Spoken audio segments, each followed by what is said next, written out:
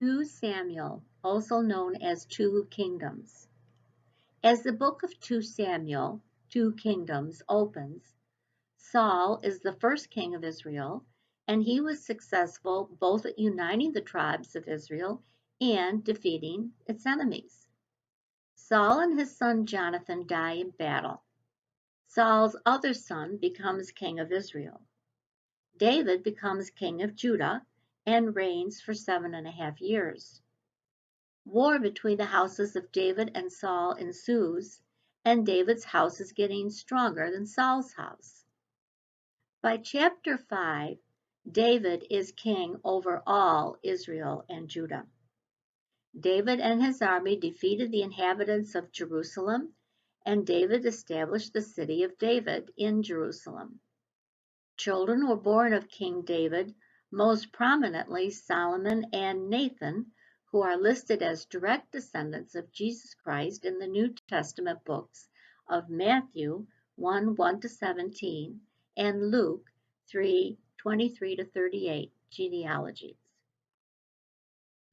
Another war with the Philistines breaks out and the Israelites defeat them. The Ark of the Covenant had been in the care of Eleazar, 1 Kings 7:1.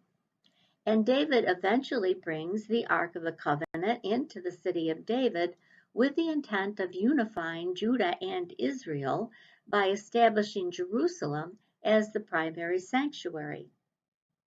Biblical scholars note that David was fearful of contact with the Ark because contact with it had been fatal to some people.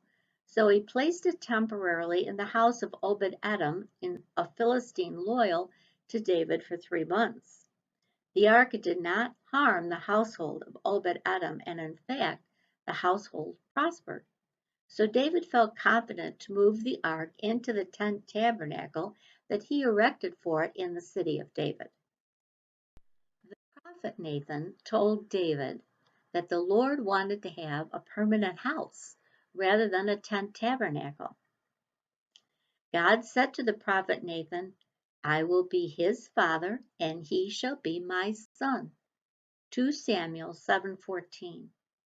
This establishes a new covenant between God and the Israelites through King David, making the Davidic line, the line of King David, the royal line of Jesus Christ, as detailed in the genealogies of Jesus Christ in the New Testament, given in Matthew 1:1-17 and Luke 3:23-38. By chapter 11, King David becomes involved with Bathsheba, who is married to Uriah the Hittite. She conceives a child from David, and as the story goes, in trying to hide the pregnancy, David had her husband come back from battles with the hope that her husband would want to be with Bathsheba, then think that the child was his. But such was not the case, since Uriah never went home to her. So David devised a plot to have Uriah killed in battle. When that happened, after a period of mourning for her husband was over, Bathsheba became King David's wife. But this really displeased the Lord, and the child that David and Bathsheba had together died. David in his repentance was forgiven by the Lord and granted other children to the couple, most notably Solomon and Nathan among them.